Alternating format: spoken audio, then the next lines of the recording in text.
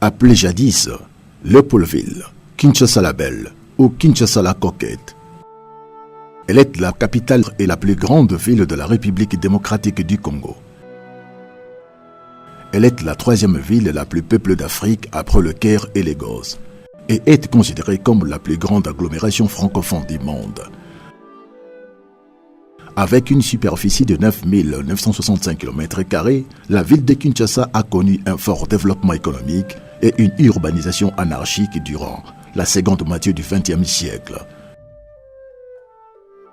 Kinshasa est une ville de contrastes où coexistent côte à côte des quartiers résidentiels et commerciaux, des universités, des camps militaires et des bidonvilles, des jardins botaniques et zoologiques.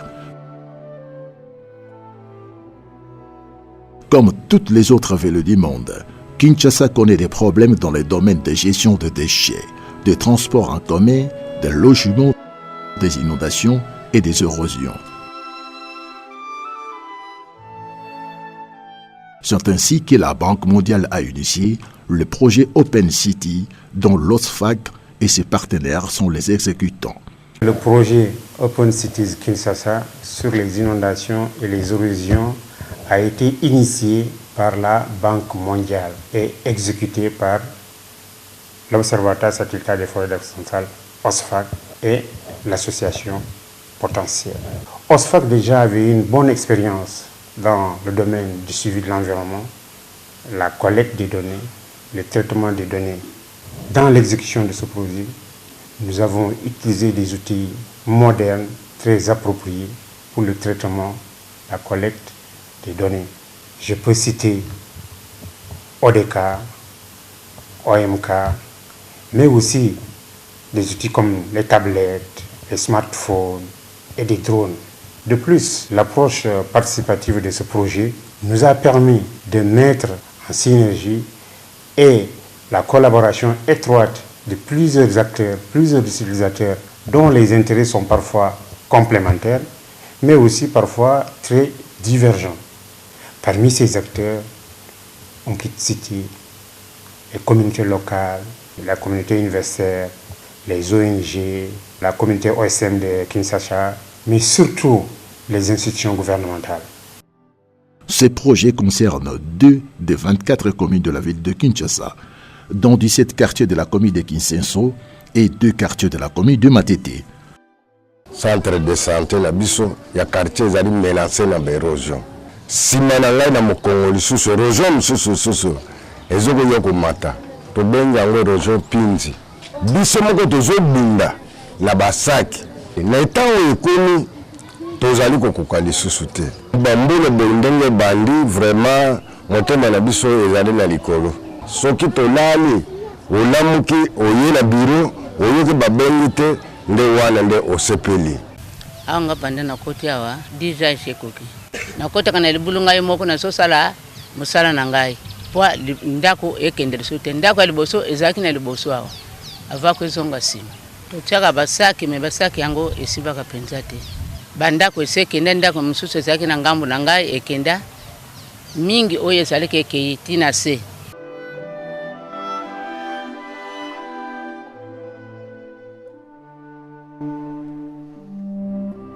En ce qui concerne les inondations, la source ici, Russo Tomamba, qui provoque des disparitions de maisons ici, Tomamba et le Russo Mwelanzo.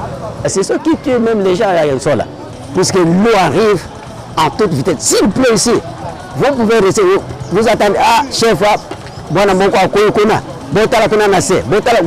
vous voyez les gens qui viennent pour encadrer, on va en retard, moi, on a déjà.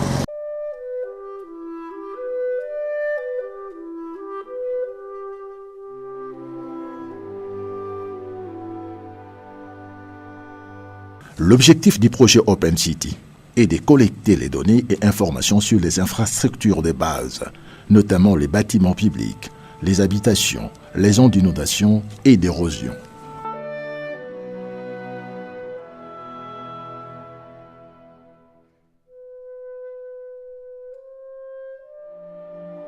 Au total, 229 personnes ont été impliquées dans l'exécution des projets, dont 172 hommes et 57 femmes.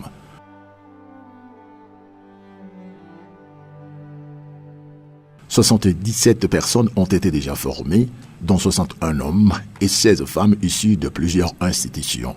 Nous formons les professionnels et les étudiants en système d'information géographique, en télédétection et en cartographie numérique.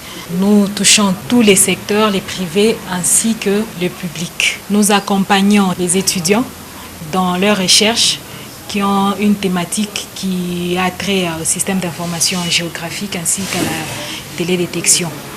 Jusque-là, nous avons eu à former plus de 2000 personnes, tant étudiants que professionnels, depuis la création du laboratoire en 2005 jusqu'à nos jours.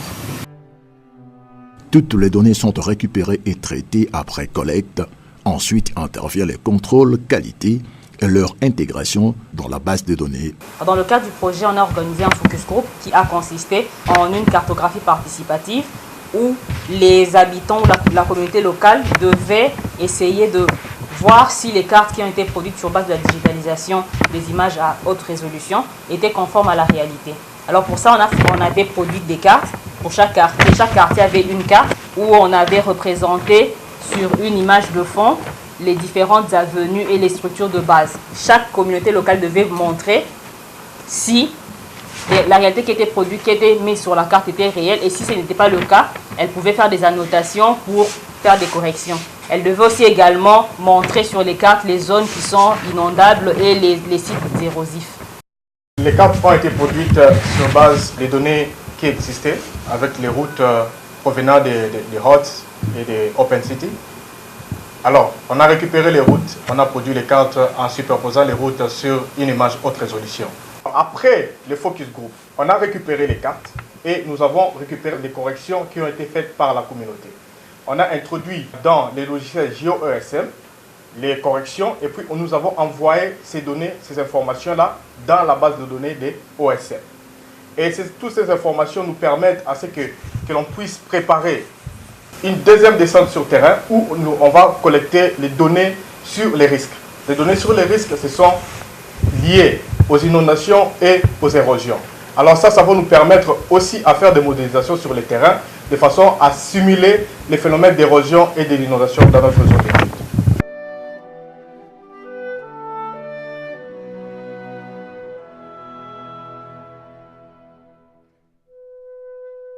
Vous donnez l'occasion de remercier la Banque mondiale qui a bien voulu nous donner cette opportunité pour exécuter le projet Open City Kinshasa sur les inondations et les érosions. Nous pensons et nous croyons que les résultats de ce projet vont servir à des prises de décision très appropriées dans le cadre de la lutte contre les catastrophes naturelles, mais particulièrement les inondations et les érosions à Kinshasa.